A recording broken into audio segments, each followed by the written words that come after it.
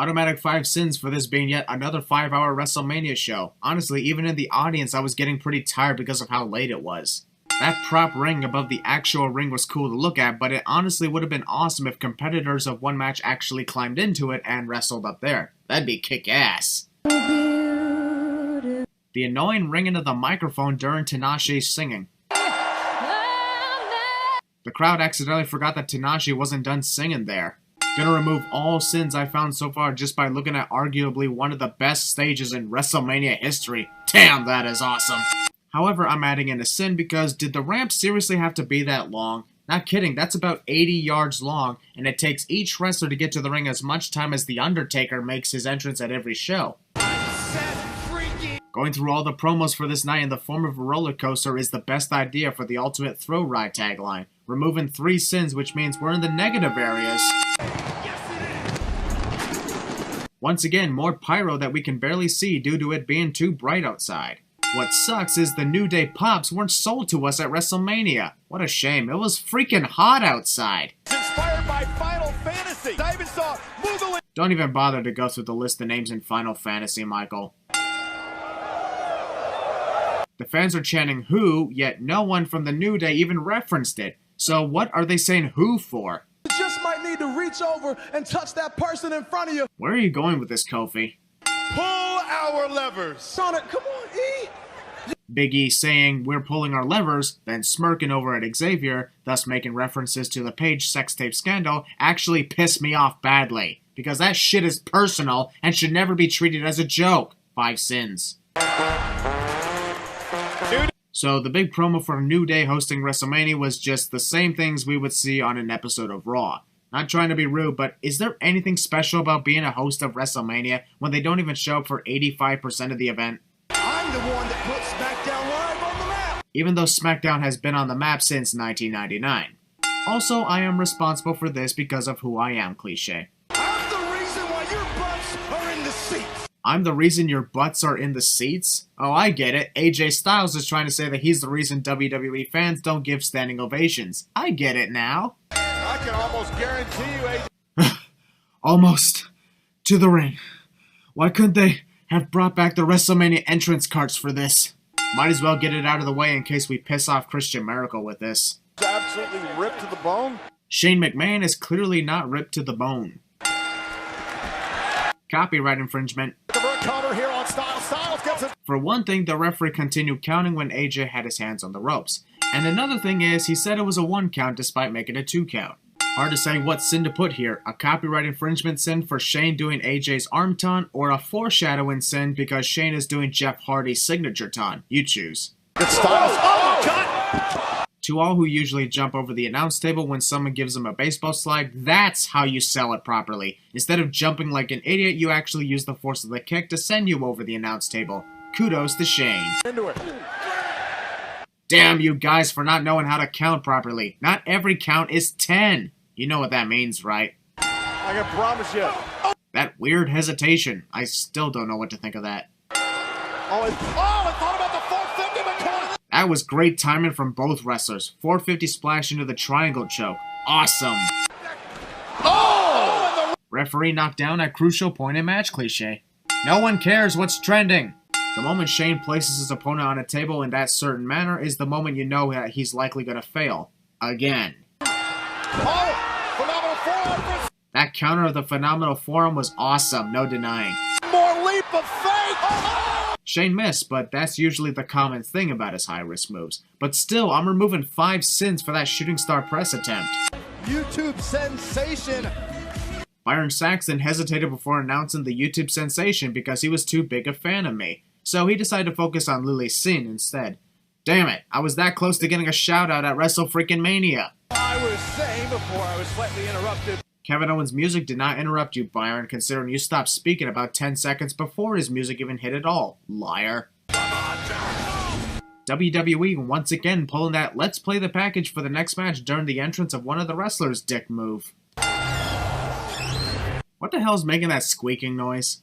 Oh my god! Light up scarves is one of the best things I have ever seen now. Kevin Owens was in section 208 watching Chris Jericho. So what? I was in section 106 at this WrestleMania, and no one gives a shit about that. About 20 feet away from you on all angles.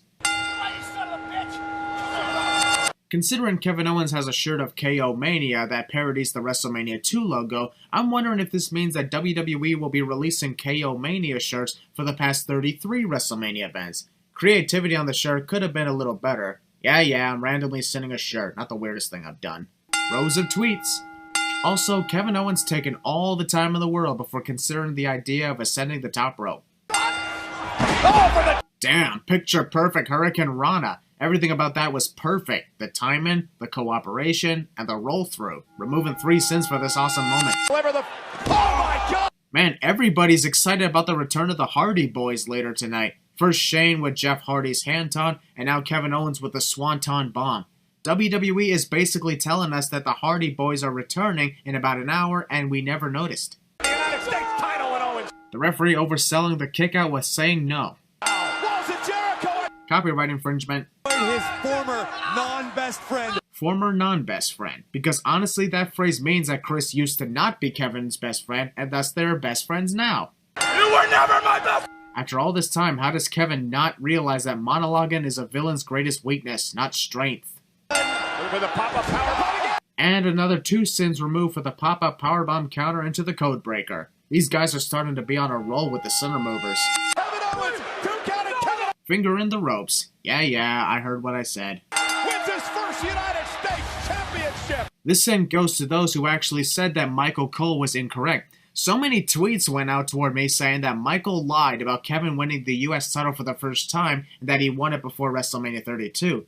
I honestly laughed at all those tweets because Michael wasn't wrong. This was Kevin's first US title reign. Those fans are the reason this sin counts. Title abuse. As if we wanted to be reminded of that exceedingly annoying game of hot potato that these two played throughout 2016. And honestly, if the end result every time was Charlotte standing tall as the champion, then why bother having her lose the title at all, instead of 7 title reigns in less than 6 months? And it wasn't because of Sasha. Yes it was, shut up. You ready, Corey? Haha, you tripped. Also, 2-man malfunction. WrestleMania size, wacky way. Those are clearly not WrestleMania size, Byron. Weighing 272 pounds. Seriously, can someone explain to me why the ring announcer actually announces the weight of Nia Jax, but not the weight of any of the other women's wrestlers? Like, I don't understand this. In some ways, I don't blame Sasha Banks for the way she headed to the ring. I'd probably get a ride down that long-ass ramp too, because I'd also likely be too lazy to walk the entire 85 yards down to the ring. Dressed as a peacock, huh? That outfit on Charlotte is awesome, no doubt. Is brought to you in part by... Skip! But Ric Flair didn't make this kind of entrance, Cole. Actually, yes he did. Coming out to the ring in a wonderful robe with a whole bunch of fireworks going off, Charlotte is basically doing exactly what Ric Flair did at WrestleMania 24. Looking to dominate, and now Bayley. All wrestlers go after the biggest competitor in a fatal 4-way cliche. The top rope to the apron. Nia was likely not affected by that punch because it didn't even connect with her at all. In this hashtag women's title match. Did you seriously have to add in that hashtag in that sentence, in this hashtag women's title match? As if we even care about that. Into this matchup, you saw the concern on Bayley. Well, all bets. Turn the light off, we can't see chant. Which reminds me, I'm placing a sin for WWE trying to fucking blind us with those bright spotlights. Seriously, I could barely see shit at all during this match. Almost like a pack of hyenas. Hyenas? What the fuck are hyenas? I think you meant to say hyenas because hyenas don't exist. Or at least I don't think they do. Nia Jax, take the throw! That big boot into the double back suplex was so awesome in every way. Great work by all 4 of these women. Doing very well in this match so far, and we just started. Nia Jax slammed to the back. Discount the Shield. Women. Nia Jax is a woman. Nia Jax wasn't even going to kick out anyway, as she didn't struggle to get out, so what was the point of all 3 women piling up on her? Nia Jax has been eliminated. In case you're too dumb to figure out what the major pile-up meant. And Charlotte. Oh my God. Holy shit! I'm definitely removing 10 sins this time for that picture-perfect corkscrew moonsault by Charlotte. That was severely intense. At end of the line, roadblock. End of the line, roadblock? Michael, it's the other way around, dumbass. Roadblock 2, end of the line. Roadblock wasn't the subtitle. Match. I don't know why, but I'm gonna remove the padding on the turnbuckle here. Just roll with it. So one-on-one matchup with her friend Bayley. Okay, no offense, but can you please stop bringing up the fact that Sasha and Bayley are friends? Honestly, it doesn't mean shit in a match where it's every female for themselves. Just saying. 6 out of 2, and there's the exposed turnbuckle. Exposed my ass. Figure 8, there's the bridge. Michael Cole must be blind because Charlotte is clearly not bridging into the figure 8 yet. Be careful not to get herself disqualified. Disqualifications in a fatal 4-way match is bullshit from my point of view. Charlotte may have made contact with the... Before you continue that sentence, Corey, I'm just going to say that Charlotte did not make contact with the exposed turnbuckle in any way, considering Bayley is right between Charlotte and the turnbuckle. Dream, the Macho Man elbow. Macho Man elbow? I didn't see the arm race taunt before Bayley delivered the elbow drop, which in my view was just a regular elbow drop. Bayley, and Bayley retains. BAM! I heard that. What did I say about you openly cheering for people during commentary? You're supposed to be neutral. Also, this WrestleMania moment for Bayley should have been as special as we had hoped, but sadly she retained her title that was won for her by Sasha Banks, and thus it doesn't feel the same as winning your first title at WrestleMania. Hall of Fame. Well, because we don't have Howard Finkel appearing at WrestleMania, his long-lasting streak of always appearing at every single WrestleMania has been conquered. Howard is now 32-1 at WrestleMania, which is sad. The two biggest streaks at WrestleMania are over. Undertaker's streak in 2014, and now Howard Finkel's streak in 2017. He prepares for his non-sanctioned match. Non-sanctioned? Honestly, what's the difference between unsanctioned match and non-sanctioned match? I don't get it. I know Big Cass is talking about their opponents, but he's pointing at an empty ring. It makes sense if he pointed to them when they were already in the ring, but it just felt a little weird describing invisible people. Well, I think that's the first time since he's returned that Cesaro actually entered through the entrance curtain rather than the stage beside the curtain. Haha, the cameraman realized that he wasn't supposed to move around Sheamus and Cesaro just yet. Wearing sunglasses outside in the dark. It's their first WrestleMania. Despite the fact that Luke Gallows has already been to WrestleMania before. Previously on WWE. Here we go. Despite the fact that this upcoming moment is going to blow the whole place up, I still gotta put in the interrupting a match before it begins sin, which I don't think I've ever placed before, so there's a first. You can't just put yourself in matches when you're the host. Why not? Because that's not how it works, Byron. That there is one more team. I'll actually dock off a sin because in some ways the New Day had me fooled into thinking they put themselves in the match instead of who was really the fourth team in this match. I've got it, Jeff. The Hardy Boys are here.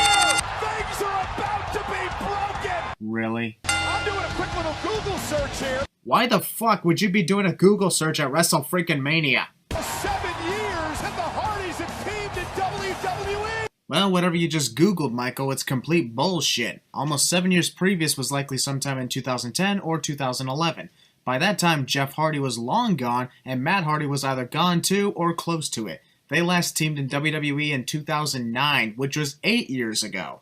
And it fucking kills me to say this, but despite the fact that the Hardy Boys were my childhood heroes, I gotta add in a sin because they were randomly given a title match when they first showed up, instead of earning it in #1 contenders matches. And because I can't let my personal feelings get in the way of my job as the WWE Sins guy. Matt Hardy. That's Jeff Hardy, you stupid dumbass! Seriously, we're confusing the Hardy Boys again? At this point, it's easy to tell which one is which, considering Matt is the one that looks like a deranged psychopath. Cesaro, and there's that rolling senton. What? Incredible balance by Cesaro right there. Gotta give him that. Oh my god! Oh my god! Oh my god! Cesaro may be hurt. Oh my god, oh my god, oh my god. Might as well state the obvious.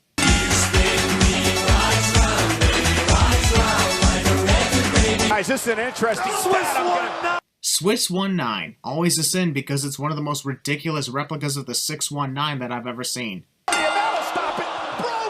Matt didn't even get hit by Jeff at all in that collision, but he decided to fall down anyway. Did his broken mind believe that they were doing Ring Around the Rosie?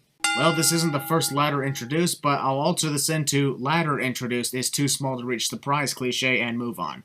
Oh, we were so close. We? What do you mean we were so close, Byron? You're not even involved in this freaking match. How could we be so close when Enzo Amore was the one that was so close?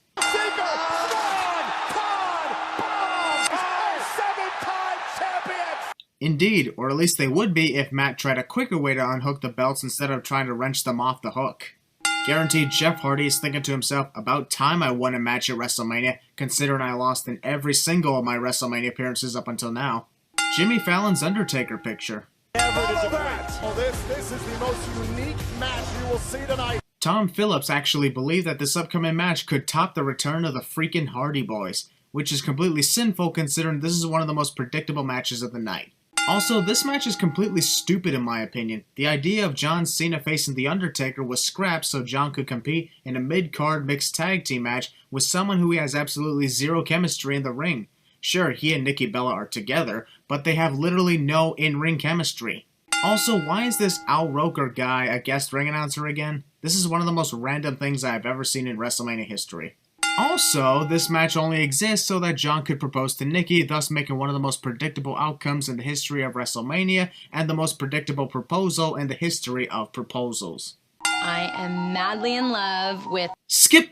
Why? Not why is Jerry Lawler out here, but why this match out of all the other easily better matches? You can call me Chocolate Thunder! Chocolate Thunder. Maryse!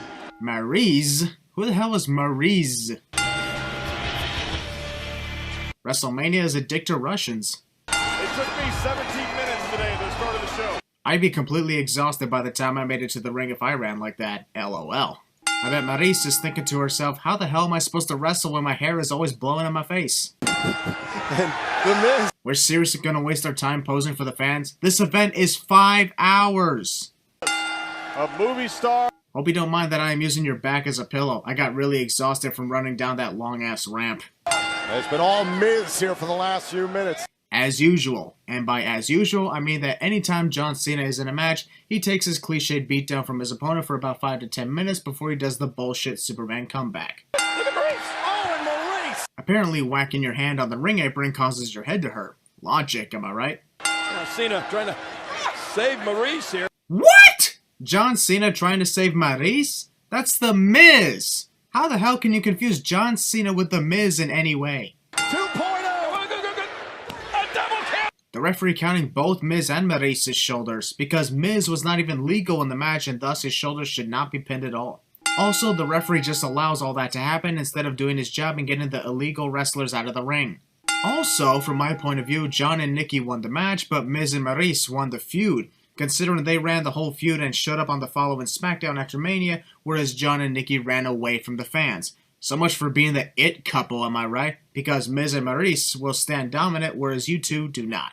Also, this event gets an automatic 5 sins because John Cena once again runs away from the fans and the kids who love him despite promising that he would never do that, stupid part-timer. The winner of the match! That would be winners of the match, not winner. You see, this is why you shouldn't allow people with no ring announcing experience to announce a match.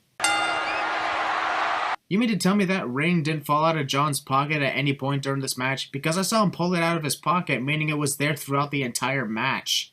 Stephanie Nicole Garcia-Colas. Wait, her name's not Nikki Bella? You lied to us! LOL. Will you marry me? 3 sins are being added to this moment, but I'll go through them individually. First off, this wasn't a storyline proposal, this was a legit proposal, which has no business being in the middle of a 5-hour-long scripted show. Secondly, John referring to Nikki by her real name means these two are no longer in character, and thus I send them for breaking character in the middle of WrestleMania. You don't see people breaking character in the middle of a Star Wars movie just to propose to someone, do you? And of course, this was the most predictable proposal in the world. Hell, I'm surprised that Nikki was overwhelmed with emotion on something that even she could see coming 50 miles away. Proposals are supposed to be out of nowhere! It'd be more shocking if John proposed to Nikki the week before WrestleMania.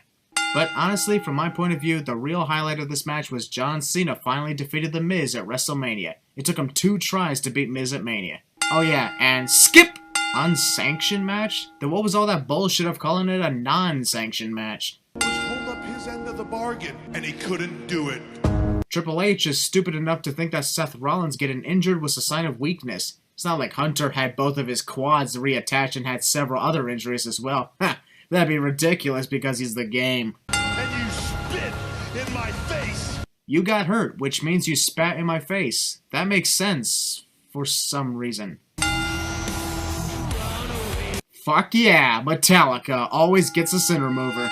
This was the best entrance at WrestleMania in my opinion. Once again, Hunter reigns supreme when it comes to entrances at WrestleMania.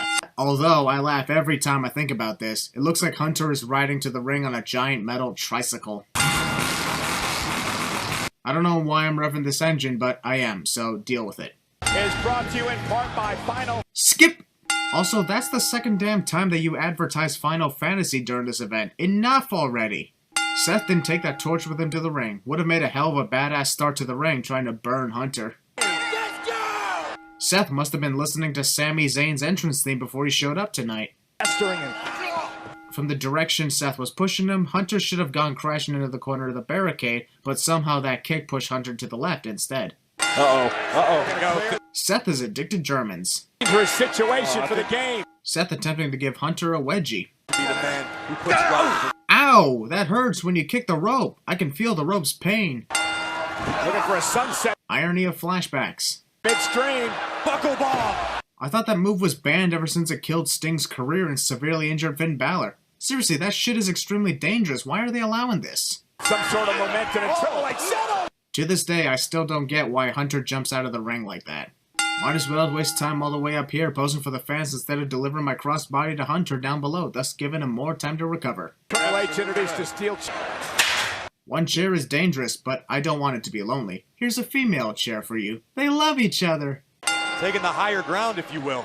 Hunter believes he has the high ground, thereby underestimating Seth's powers. Better not try it, Seth, otherwise Hunter may cripple your legs. Rollins. The ultimate form of spanking that I have ever seen. A frog splash right to the butt. Thanks for making me piss myself laughing, Seth. Frog splash to the small of the back. Because in WWE, you can't even say frog splash right to the ass of Triple H. 14-time world champion. Does that even matter right now? Leg. Don't stop. Ha! Giggity! You can hear Stephanie, don't stop, keep going. Corey Graves just stumbled upon Hunter and Stephanie's sex tapes. The chair at Triple H, now he's just grabbing everything. Why the fuck would you grab the sledgehammer just so you can throw it within arm's reach of Hunter? That is honestly the dumbest thing you could have ever done. The game is all too happy. Stephanie doesn't realize that she's inadvertently given Seth a warning that Hunter's about to strike his knee. Phoenix Splash! About fucking time that Seth connects with a Phoenix Splash after all these years. How much more you can endure.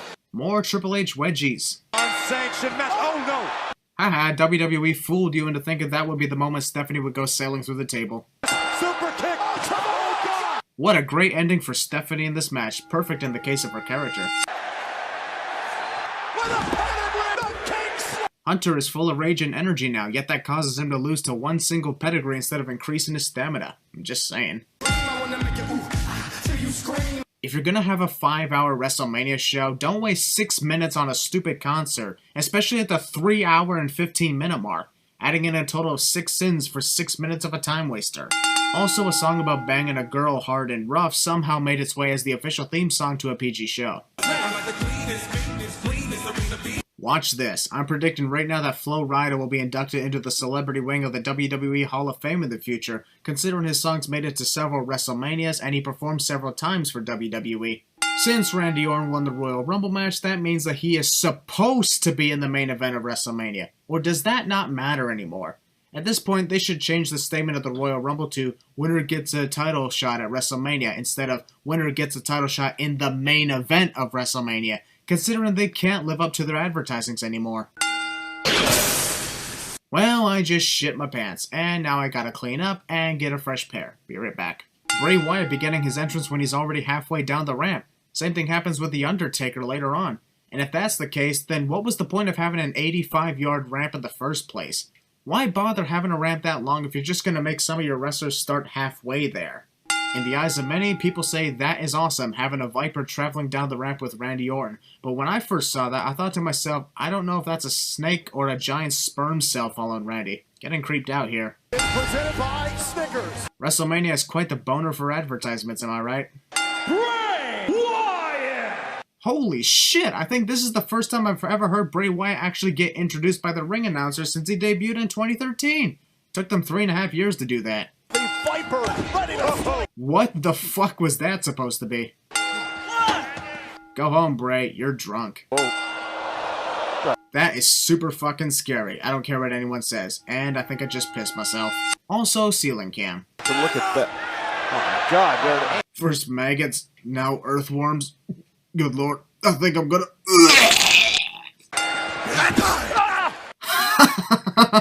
Oh my god, Randy reacted way too late for that stomp. beat down. Considering this is a different video from part 1, I'm gonna add in the 10-cent penalty again for the fans and their dumb 10 chants during countouts. And Randy Orton, the savvy veteran, gets... I bet Randy is saying, "Hey guy in the white shirt, were your parents retarded because you sure are special." Randy attempts the punt despite it being legitimately banned, thus we all know he'll never succeed cliche. This close to being terrified for the rest of my life now. I also think I just shit my pants. Since this is the 3rd time we've been creeped out, I'll remove 3 cents for quite the horror show. Oh, got it! Randy Orton is champion! Wow, one single RKO and Bray goes down. And for the 2nd year in a row, the WWE Championship match at WrestleMania was pretty flat. Well, with the exception of those 3 freaky moments where I pissed myself, shat myself, and vomited on myself. Aside from that, this match was pretty sad and boring, and that sucks for WrestleMania. Previously on WrestleMania 33. Well, fuck you, WWE. A major championship at WrestleMania is being contested between 2 part-timers. This is a situation where neither one of these guys are scheduled to appear at any events anytime soon following the conclusion of this event. Of course, I'm going to give this 50 sins, but if this had been the main event, it would have been 100 sins. Also, at least we knew that Brock Lesnar would be returning later on, whereas Goldberg would not, so that just made it obvious that Brock was going to win this match. Citrus Bowl here in Orlando. Michael, the Citrus Bowl is the former name of this place. This place is now called the Camping World Stadium. For this much anticipated rematch. Much anticipated? The only exciting thing that could ever happen about Brock versus Goldberg is having everyone turn on a stopwatch and record how long the match will be. To be honest, we would have all done just fine if this match never even existed and the Universal title match could be contested by wrestlers who actually deserve it. Does Goldberg have Lesnar's number? What kind of question is that? Does Goldberg have Lesnar's number? I don't know. Maybe the 2 victories and the Royal Rumble elimination could answer that question. I could be wrong. If anything, the question should be, does Brock have Goldberg's number, considering Brock's been a loser literally every time he and Goldberg faced off in the ring. Discount John Cena. Here's a hilarious fail that only those in attendance at WrestleMania saw, including me, and that's WWE showing the Hall of Fame picture of ravishing Rick Rude during Goldberg's entrance, as though Rick just rose back from the dead and surprised everyone by conquering Brock Lesnar. There's an 85-yard ramp awaiting Goldberg, and yet he spends more time trying to find his way to the stage than actually going down the ramp. If anything, why didn't they just begin his entrance on the stage or something? Or at least have his locker room be close to the stage entrance so we wouldn't have to wait for him for nearly 2 minutes.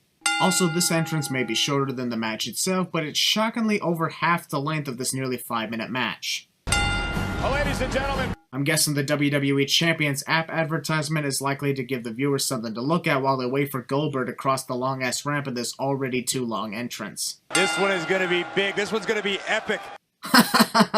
You're good at making jokes, Corey. German suplex to Goldberg. Ah. But from behind. Okay, I admit that spear out of nowhere surprised the hell out of me, and now I am removing a sin. Which is shockingly the first time ever that I've removed a sin in a match between Goldberg and Brock Lesnar.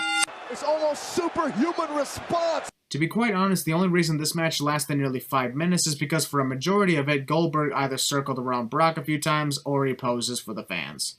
Goldberg looking for the jacket. What are you, the Undertaker? Look at the spear. Oh, Holy motherfucking shit! F5. Brock Lesnar is the new universe. 4 minutes, 45 seconds. Despite that, and despite Brock finally defeating Goldberg, this match was still boring and predictable. What a waste of a Universal title match. See you in a few months, Brock. But once he started ripping off the German suplexes. Ripping off the German suplexes? Are you insinuating that Brock was committing copyright infringement? Or are you just being an idiot again, Michael? Got nothing against the Smackdown Women's title match, but I am wondering why it was put second to last on the match card, especially when we knew it wouldn't be full of excitement like the other matches. Seriously, I actually believe that this match was cancelled 4 hours into the show. There are actually stupid dumbasses out there that called Nikki James racist for wearing this outfit. They didn't even take 5 seconds of their time for a simple Google search and realize that Mickey is actually part of the Powhatan tribe. Would you call me racist if I entered WrestleMania wearing a similar outfit and not Google the fact that I am 75% Native American and part of the Mohawk tribe? Also, I'm actually going to remove a sin because I like seeing Nikki embracing her Native American heritage as I would for mine. James Ellsworth somehow snuck his way into WrestleMania. Of course I'm going to add in a sin because, duh. Here's to hoping that Natalya didn't fall off that ramp because she couldn't see shit. Almost like how Bayley also nearly fell off the stage earlier. It's hashtag blow time. Quit promoting the stupid hashtags. You know, it would have been more exciting if this match was made into a six-pack elimination match, because first pinfall or submission can happen out of nowhere and take away any possible epic moments. Opportunity. Oh! Neckbreaker. There is way too much shit going on for me to focus on anything. I might accidentally shoot someone in the crowd with a sin gun because it's moving from left to right so much. I don't care who's wearing it. That Car Mania jacket is a sin because it's going to confuse a lot of people into thinking that cars are involved with WrestleMania for some reason. Get out of my way! Or you could pin her and retain your title. Seems to make much more sense than just yelling at Carmella to get out of the ring. Let it be put on record that James Ellsworth just tried to hit a female in a PG show where males and females are barred from facing off against each other. Or maybe he decided to hit a female because it's his biggest hobby.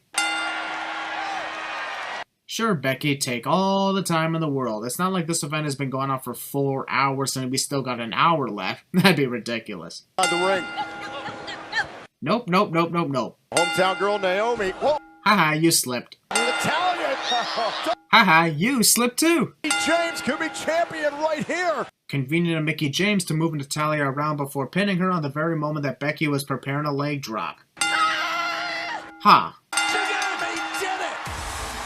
After Alexa Bliss had already tapped out, Naomi continues to have the hold locked in. What poor sportsmanship. Post-match dance celebration was actually very fun to watch, and dance to as well, I admit it. I'm docking off a sin. What's up with the suits? The other look you guys had was a lot better. Nothing against suits, but I'm just saying. You know what time it is. It's almost midnight and I'm exhausted. Also, what's up with that cat-looking thing in Xavier's hand? WWE once again with their false number of people in attendance, just like WrestleMania last year. That was horrible. 101,000 plus when there was actually less than 90,000. Jesus, that was bad. Could tonight mark the changing of the big dog? Nope. This is my yard now. Because, reasons? Seeing Jim Ross out here to call the final match of The Undertaker is definitely taking some sins off because there ain't no better commentator to call that match than good old JR. But once again, I'm laughing because we have JR starting his entrance almost at the end of the rampway instead of the full length. You know you could have had him already at the announce desk like Jerry Lawler was earlier tonight. No holds barred! Wait, what? Since when was this match changed into a no-holds-barred match? The way this match was hyped up in the rivalry, a no-holds-barred match makes absolutely no sense. This is the most random of stipulation changes I have ever seen in WWE. Roman Reigns had a couple WrestleMania goes with Brock Lesnar. A couple of WrestleMania agos. I think you meant to say WrestleManias ago, because agos is not even a word. And he's got so much to gain with a victory over the dead man. How? Seriously, how? What can Roman Reigns possibly achieve from this match? Ever since Brock Lesnar killed the streak 3 years ago, defeating The Undertaker at WrestleMania is no longer a special accomplishment. And if you tell me he makes The Undertaker retire, that is bullshit, because this match is not a retirement match, and thus the decision was Undertaker's and not Roman's. Amazing to see The Undertaker rising up from the middle of the entrance ramp, but once again this goes back to my previous argument of this 85-yard long ramp. Just like with Bray Wyatt earlier, what is the point of having a ramp this long if a lot of your wrestlers are not even walking down the full length? What is Roman Reigns feeling right now? Probably the thought of becoming the most hated wrestler in professional wrestling today. Striker with the body shots. All up the Taker. Dominating. Just waiting for Undertaker to stay still my yard on this side for the remaining two sides of the ring that Roman has yet to go flying out of. I am almost asleep at this point because Roman has decided to take a long walk around the ring instead of getting back in and continuing the match. As if this pay-per-view wasn't already too long. Wow. Did you hear that? No, we're deaf. Of course we heard that. And if someone posts a comment saying, what if Michael was saying that to deaf people watching, my response to that is they would not have heard even Michael saying, did you hear that? Take that, Stairs. Oh, and a headbutt. A vile. It's one thing to walk off a headbutt, however Roman is walking as though taking a headbutt means walk casually and thus no selling it at all. Oh, now it's Undertaker. Ow, my MMA glove! Covered it. Looking for the cover. Roman kicked out at 1. That wasn't a 2-count ref. I'm out. And oh no! Probably should have chokeslammed Roman on the table that actually had its top off. And that just sounded sexual. What the hell is wrong with me? Also, why did Undertaker bother taking apart the American announce table if he was just going to chokeslam Roman onto the untouched German announce table? The end is near. Oh my God! Dang, that spear through the table was so awesome. I don't care how many viewers are Roman haters. Roman Reigns earned some sin removers for that great moment. Aw, how sweet. I heard that Roman and this ring post are engaged. Wedding's in a few months. Stick.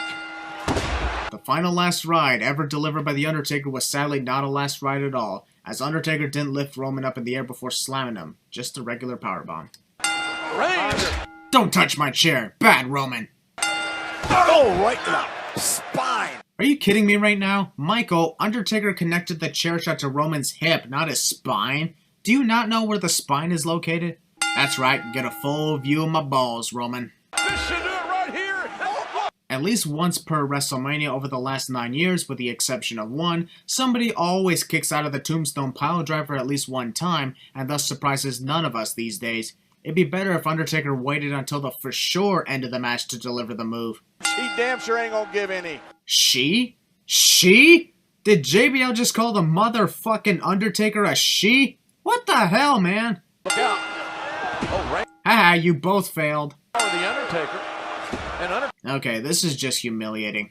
Roman is not even in the right position for the Hell's Gate. With his head to the side, his throat is not even affected at all by Undertaker's leg. Quit no-selling everything, Roman. You're embarrassing The Undertaker in his final match. bottom rope, the referee will be forced to make a break. Are you serious, JR? You, of all people, should know that throughout the decades of no-holds-barred matches, there are no rope breaks. Because there are no disqualifications, and thus Undertaker could have the Hell's Gate locked in the entire time.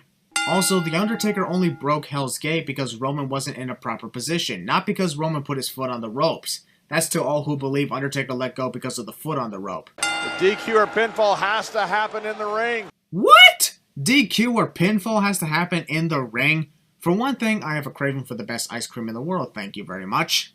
But seriously, there are no disqualifications in a no-holds-barred match. Only way to win is pinfall or submission. If you could win by disqualification, I think Undertaker would have been disqualified long ago when he hit Roman with the chair. What is up with the legendary commentators like JR and JBL forgetting about how these type of matches work? Down. Roman Reigns pulling a Triple H by literally trying to kill The Undertaker with the chair. Dude, did you see how this affected Undertaker 6 years ago? And holy shit, that was 6 years ago? I'm fucking old. The final 5 minutes of this match is Roman spearing Undertaker, waiting a minute or so for him to get up, and then repeat.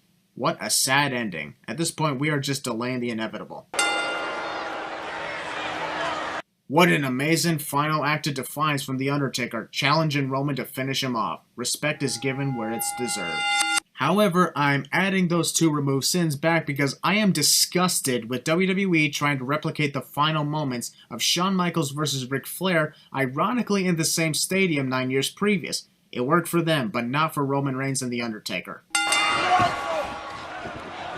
Wait, what? Why did Roman run off the ropes just to stop and give Undertaker a right hand? Whether that was his intention or if this moment was botched, it's still a sin. Oh, look out here. Momentum. And Roman. WrestleMania 33 ends the same way WrestleMania 32 ended, with Roman running off the ropes way too many times, spearing his opponent, and then winning the main event. If we see Roman do this at next year's Mania, it's pretty obvious that the match is over. And honestly, I would not have had this be the ending of the match. I got nothing against Roman Reigns, to be honest, but even I know there was a better candidate to face Undertaker in his last match, but sadly, we can't see it. Oh yeah, and my fans wanted me to send this just because it's Roman Reigns. Hell, many expected 50 or 100 or even 1,000. So I'm saying right now that it doesn't matter how infuriating it is. I can't just send someone winning a match just because of who they are, because that's not how the sins work. The sin added is directed to those who didn't understand how the sin videos work. The greatest win in Roman Reigns' career 100 years from now. You actually expect Roman Reigns to be wrestling 100 years from now in 2117? This is completely unrelated and not going to be sent in this video, but here's a fun fact for you guys. The moment the ending pyro and fireworks went off is the same moment that Grimm and Christian Miracle finally crossed paths and began the hype for the epic future that's yet to come. And there goes the biggest victory. What coincidental timing on the replay. At the moment Roman wins the match, you hear Undertaker's theme play in the live feed, as though WWE accidentally played that theme instead of Roman's in the end. All due respect to The Undertaker, I actually wonder why he bothered to put his gear back on if he was just going to remove it again 30 seconds later. There is no words to describe the respect we all have for The Undertaker. Despite the retirement being long overdue, it doesn't change the fact that he is arguably the greatest professional wrestler ever. You can argue with all the people who have had more accomplishments than Undertaker, but there is no one that's more respected than The Undertaker. As a respected salute and farewell to the greatest wrestler of all time, I am giving him the sin removal limit of 100 sins. Especially since Roman did not retire him. Undertaker retired on his own terms.